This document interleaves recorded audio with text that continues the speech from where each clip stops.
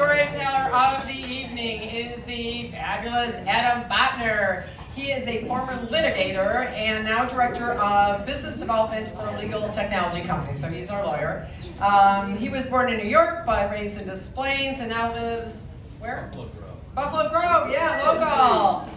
He's a frequent Moss Story Slam teller, that's where I met him, and he recently won once. Yay. He is also he's a busy guy. He's a graduate of Second City improvisational course, written screenplays, and his most recent one is called Searching for Frenchie Fuqua. I want to see that movie, Searching for Frenchie Fuqua. Give it up, lots of energy for our final storyteller tonight, the fabulous Adam Bottner.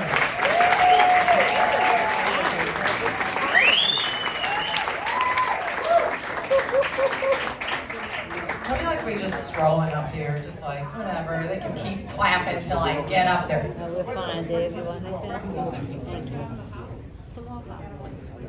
Just plain.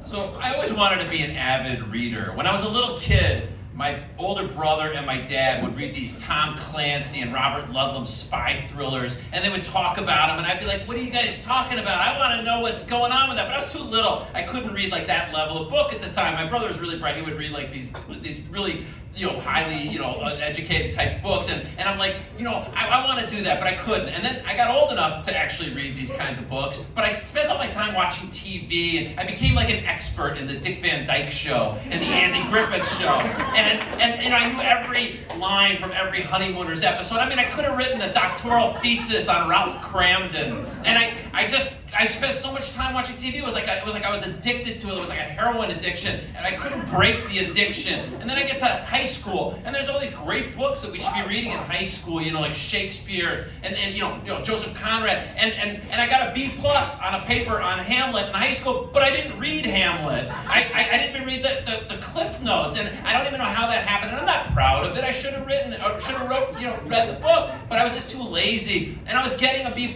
without reading it, so there was like no motivation for me to read these books. So then I get to law school, and if you don't read in law school, you won't become a lawyer. And if you're a lawyer and you don't continue reading, you'll lose your law license. So I had to keep reading, but I didn't really enjoy it. And I would see these people on the train, and they were like so engrossed in their books, and they're turning pages, and they are so into it. I'm like, what are you reading? I've never felt that way before about a book.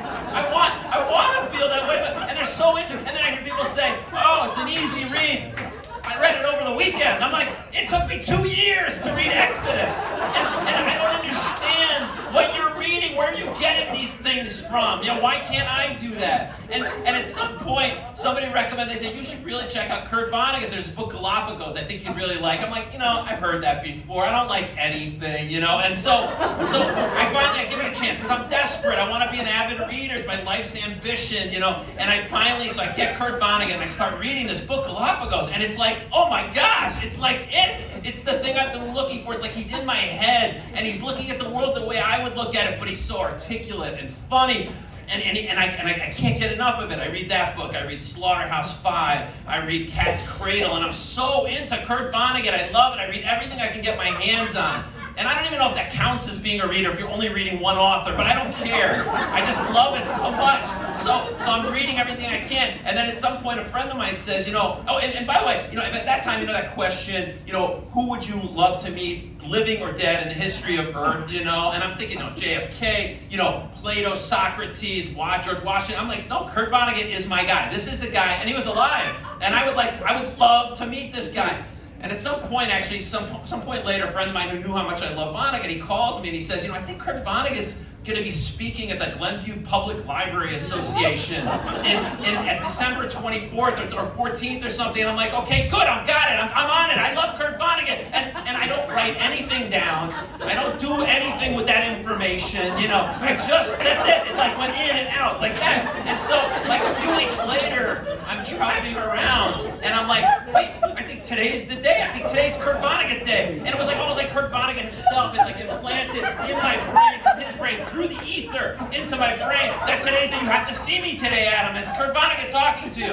And so I start calling around. Now this is pre-Google, pre-internet. And so you have to like literally like do research. And I'm all day long, I'm making calls. I'm like, what the hell did Bill tell me? What was the thing and where was the place? And I'm trying to figure it out and I can't figure it out. And finally, I literally like calling 411 and doing all this research. I get a hold of the Glenview Public Library Association. They're like, yes, it is today. And it, in fact, is at the Glenbrook South High School auditorium. I'm like, yes. And they go, but we're all sold out of tickets. And I'm like, gosh darn it. I'm like, I deserve this. I totally screwed up. I don't deserve to go to see Kurt Vonnegut because I screwed up. I should have just bought the ticket when Bill told me about it.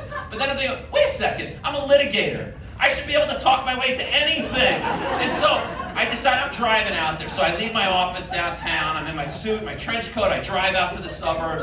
I get to the high school, and on the way, I'm thinking, well, how am I going to talk my way in? I'm thinking of a story. I'm like, I got it. I was suicidal, and I was thinking about taking my own life, and I read a Kurt Vonnegut book, and it made me want to live. It made me want to read more of his books, and that's the only thing that's been keeping me going all these years. And if I see him tonight, this will be like the culmination, and I'll live a nice, healthy life. And I had this whole thing in my head, what I was going to say to them. And I get there, and there's like 10 people in line, all telling stories about why they should get in without tickets. And there was no way. It was just not going to happen. I knew it. And I'm like resigned to my fate. I knew I screwed up. I'm like, whatever. So I start walking out, and as I'm walking out, I hear clapping coming from the auditorium. It's a big auditorium, probably about 1,000 people. So I'm out here, in the front door, near the front door, and I'm like, oh. So I walk up to the front door to see this little man walking out with big curly hair. It's Kurt Vonnegut, my hero, the guy that in the history of Earth I would want to meet, living or dead, and he's alive. He's right there. And so I'm so excited. And so I'm standing right here, and I'm looking, and I'm just happy to be in the same building as him. I swear to God, I didn't care at that point what happened. But then the two guys from the Library Association are like on either side of these big doors, and they look at me, they're like, you didn't pay to see Vonnegut. You don't get to see Vonnegut. Just me looking inside, they were bothered, and they closed the doors. Kind of like my other favorite TV show, Get Smart, when the doors closed on his nose at the beginning of the show. And I'm looking at these guys, I'm like, all right, gentlemen, game on. And so I decide I'm going to sneak in. I'm going to get in, and this is like pre-9/11, so there's like no security at a Kurt Vonnegut speaking engagement at a high school in Glenview, So I'm like, just to spite these guys, I'm going to sneak in. So I go around the side, and there's this door, and sure enough, it's unlocked. And I open it, and I'm going to go in, but there's like people like packed in there. There's no way. I literally could not have gotten in that way. So I close the door, and I'm thinking about my next move because I'm not giving up on this. And so I turn around, and there are these two women who are looking at me, and I'm thinking, well, I'm busted, And they look at me, they go, what are you doing? And I said, I'm trying to sneak in to see Kurt Vonnegut. And they're like, can we go with you on your quest? And I'm like, yeah, of course. I was thinking this is like Don Quixote on his quest. I mean, I don't know exactly what quest he did because I didn't read it, but I know they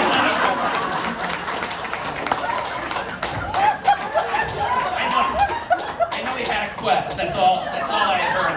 And so then me and these two women are like this Kurt Vonnegut ninja attack team. I'm like Chuck Norris leading this team of ninjas, and we go around and we're looking for like some way into this highly secured facility, which isn't secured at all. And so we go down the stairs, and there's this door over there, and it's the stage door, and of course it's pre-9/11, so the door's unlocked. So we open the door and we walk in, the three of us, and now we're on stage with Kurt Vonnegut.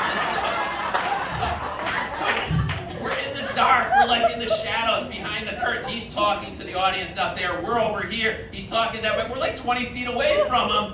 And I have a very creepy assassin look to me because I'm wearing a trench coat in the shadows off to the side. So we're like so excited to be there. And I think Kurt Vonnegut every once in a while was like